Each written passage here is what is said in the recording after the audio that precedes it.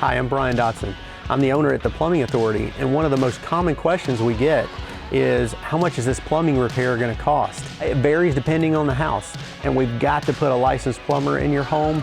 We've got to look at the situation, and it varies, depending on what your needs are. If you have an unlicensed plumber come into your home and do work, it may not turn out well for you simply because he may not have the knowledge, the experience in his trade to be able to do this job right, do it correctly, to where it's getting done right the first time, and that's the key. If quality of work is important to you and you want your work done right the first time, you need a licensed plumber in your home to do it. So reach out to us, 865-224-8010, or catch us on the web at theplumbingauthority.com.